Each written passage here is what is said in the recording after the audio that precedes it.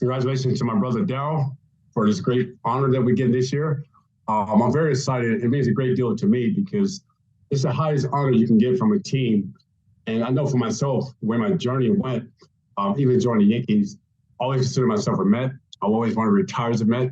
And now I get the opportunity, and I can't thank Steve and Alex and the board enough for giving me this great honor that I can share with my teammates, the fans, and my family. So I'm definitely looking forward to this day. And it's the greatest honor that I could achieve in my baseball career. So thank you guys. And I want to thank everybody that played a part of this. I think for me, a lot of it goes off what Darryl just mentioned, but I had Darryl there from the media standpoint to talk to me, and from his experiences from '83 and all the excitement that he brought in, the media attention he brought in, the hype and everything. So I kind of fed off of Darryl. He talked to me a lot about expectations, dealing with the media, as well as Jay Horace. I think they helped a lot on the field. I had, Mel Stoudemire, who was a great guy, obviously a great pitching coach, but became a great friend of mine. And a lot of times on the road, he'll come in my room, make sure I was okay, make sure I went home sick or what have you. And just hang out with good guys. And I remember Mike Torres, one guy that sticks out a lot, who in '84, he told me, once myself, Ron Darling, Sid Fernandez, these guys start pitching well, they probably will release him and Craig's one of those guys. He said, but while I'm here, I'm going to work with you, and we're going to sit together on the bench. If he's not pitching and I'm not pitching, we'll go over the hitters. He'll teaching me about reading the hitters' weaknesses and so on. And on the road also, I would go out to eat with Darryl, or I'd go out to eat with Mike Torres, or sometimes with Janum. And they just made me feel comfortable. And on the field, I just kind of wore my talent and just learned as I went on. I think for me, being a Met, I always want to be a Met. I was drafted by the Mets. I started there. The Mets were always great to my family. They treated me well. And I felt that I built a relationship with an organization that cared for me as a person when I had my problems off the field as well. And that meant a lot. And like Darryl alluded to, going to other teams, like obviously when with the Yankees was great. They're just a different team, because the team, when you start with a team through organization, you build relationships with the front office, with the players, the coaches, people in the stadium, the fans, and so on. That becomes special. That's why it was very hard for me when I was left to go to the Yankees in '96. I always wanted to right in the ship with the Mets and with the Mets fans. I was given an opportunity to do that. Their fans will always be special to me. They cared about me and believed in me when I didn't believe in myself. They gave me hope to go on. That's something that you don't forget. Same with the players. I have a special relationship with all the players that I play with, not just the age of 16 from the Mets. You just feel a part of something special. And now to have our number go up on the Raptors, that's going to be there forever. Something that I want the fans to feel like they're a part of that, because they played a big part of my success as well as my teammates. Yeah, for me that day, I want the fans to look at that the way I'm going to look at it, as a celebration. I think obviously you're celebrating a career, and even Darryl's day, I'm just as proud as Darryl and happy for him as I am for myself, because I know what we all went through. I mean, we've been brothers from day one to the end. So it's just a special celebration. And I want the fans to feel like that day, they're a big part of that, because they played a big part of my success. There's no better feeling. I got 2 strikes on a batter and the fans are standing up clapping when the 3rd strikeout. I use that to my advantage. Governments and teammates, guys in the stadium, the PR, Jay Horace, people that worked in the front office, everybody. I want them to feel a part of that. And I want the fans, like Darryl said, a lot of those guys, that there's going to be a younger crowd there, I understand. But guys who've been there from day one in '84 when I came up, like I went to '83, I want them to really feel like, and I mean this from the bottom of my heart, when they come to the stadium, I want them to feel like they're a part of it, something they can share with their kids and grandkids that, hey, I was there when Doc pitched his first game in '84. I was there when Darryl hit his first home run in '83. I want them to feel like a part of that, and like they're a part of something, not just me. It's my number going there, but they're a part of that. I want them to feel like they're a part of that. I truly, really mean that, because they were a part of that. And without the fans and my teammates, and obviously the conversations I've had with Jay and Darryl, off the field stuff, this wouldn't happen. I think everything is timing.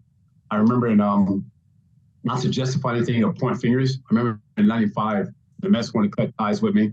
I was hurt, but I was hurt because of what I had done. I wanted to right the ship with the fans. And I signed with the Yankees. I got to stay in New York for '96, '97. After the '97 season, I remember having a conversation with Steve Phillips, trying to come back to the Mets. He said, we love you, Doc, but unfortunately, there's no room. So I went to Cleveland, '98, '99. After the '99 season, I called the Mets again, talked to Steve Phillips. And again, I'm not pointing fingers or I'm not upset or anything. just say, unfortunately, Doc, we have no room. So I went to Houston, pitched 1 game in 2000, got traded to Tampa, pitched 8 games, got released. I called the Mets again. I said, I'll go to AAA. I'll do whatever you guys want me to do. I just want to finish my career as a Met. And again, there was no room there for it. I signed back with the Yankees. And so now I get to have closing, this one last day to thank the fans to go out there. That's all I really want to do, to make that one last appearance. It won't be Shea Stadium, be Citi Field, but just in front of the Mets to let them know how special they really are to me. As I say for myself, I used to beat myself up and talk about what could have been, what should have been, based on what was said and the expectation I put on myself after my first 2 years. But when I look back at it, as a young kid, my only dream was to play Major League Baseball, stay healthy, and try to play a long time. Along the way, I got to accomplish a lot of things, win some real serious titles. And the day that's coming up, April 14th, I never could have imagined that. So I can't beat myself up with that anymore or hold that against myself, because I think I excel more than I really expected out of myself. And so, yes, obviously the off the field stuff played a part, but obviously by going through that, I'm able to help others in need as well. And like the artwork said, turning our mess into messages, and I got that from you. But so I'm able to go in different directions with my life because of what happened to get better. But for the baseball thing that happened, I'm proud of the things I did. I'm proud of you too, Darryl, the things I was able to accomplish, because I never set out to accomplish things I did, and I think I overachieved what I accomplished to do. And where are you speaking from? It looks like it's all decorated in Mets colors. Me? Well, this is my basement here. My daughters, they did this in my basement. I got all my basement stuff. I don't know if you see the pictures behind me. I got me and Darryl right there. I was at the Say Goodbye, and then the one over here, I got me, Darryl, and Seaver. You'll see a lot of Darryl in my house, a lot of Darryl and a lot of Shuffle. So, Dwight, when people see your number now moving forward, what do you want them to think about when they see that number 16? Same thing, that it was fun playing in front of the New York crowd. They played a big part. I want them to really feel like it was a part of that, the career that I had, and to enjoy that. And not to sound cocky or anything like that, but also that it had never been another Doc and Darryl at the same time to put up the numbers that we put up, the excitement we brought to the ballpark. I mean, one of the greatest hitters for that period of time, one of the greatest pitchers for that period of time, 2 young black athletes at that time. But at the same time, it's a celebration of our careers and what it meant to be at Shea Stadium during that era. And, it feels a little weird for me to say, but we basically helped, not by ourselves, but we helped change the organization. And the fans played a big part of that. The numbers changed with the people in the seats. And when the fans are there, I know with my number, I want them to feel like they're part of them being up there with me as well. I'm out there accepting it and doing the speech, but they're a big part of that. It was no better feeling than being at Shea Stadium, having a home crowd behind you cheering for you. And when I had my downtime, accepted me back when many times they could have turned me back and went the other way, and I understood. They always were there for me, and that's something that will mean a lot to me, and I hope we're able to enjoy that. I think so, without a doubt. I think now when we have our conversations, me and Darryl, they're real conversations. It's not like when we played over a drink or hang out at a club having conversations. Now they're real conversations about family, about what's most important. And when we had our troubles with each other, I know for myself, I felt bad. I let my guards down. I got the media involved, said some things I shouldn't have. When I could have just picked up the phone and called Darryl. We talked man to man. But I learned from that. I think from my standpoint, I know for me, it brought me closer to Darryl, trusting Darryl, believing in Darryl. And that's the most important thing to me. And the thing that sticks out more than anything is I remember 5 years ago, my mom was at her deathbed. She didn't have long to live. Darryl drove an hour and a half to my mom's house. And this one, me and Darryl wasn't really talking as much. Spent 3 or 4 hours with my mom, prayed with my mom. My mom told me that she had a great conversation with Darryl. He prayed over her. And I mean, I'm not no higher power or anything, but I think that gave my mom an extra couple of weeks to live. And that's something that would go with me to my last days, that what Darryl did, he had to do when me and him wasn't really getting along at that time. Those things I remember more than anything that means the most to me. And I just learned from the whole thing when we had our problems by letting other people get involved, mutual friends get involved, and friends instead of just me and him talking. And today, I think we're closer than we ever been. And I don't have to worry about that anymore because I can pick up the phone and call Darryl and talk about anything, and we can get it straightened out.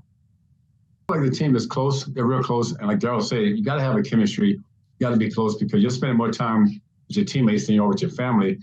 And you have to come together as one. All egos got to be aside. You got to have one common goal, and that's about winning.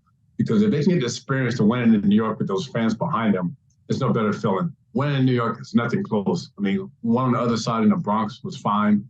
I was in Cleveland, had a success, but nothing better than winning in Queens and getting a taste of that. But I think it all got to be together. I like to see teams spend, I know things are different now, it's a different era, spending more time together, coming together, because you have to be close. Whether you like guys or not, all that stuff goes wayside when you put the uniform on, because everybody got to be on the same page. Everybody got to be in for that one common goal, and that's to win and do whatever it takes to be successful. You got to hold each other accountable, and you got to mean that. Can't be afraid to get in somebody's face if you have to make it all work. And it's all one common goal. And the team that's in that clubhouse, they have to stick together and they have to believe in themselves. But you got great ownership behind you, fans are behind you. Obviously, the media's going to be tough. And I think I always say that players come to New York, if you have a bad game, you get booed, they're not necessarily booing you as the individual, they're booing your performance. You know if your performance is bad or not, but being able to be tough enough to forget about that, tomorrow's a new day. But having some teammates, veteran guys got to step up and hold each other accountable.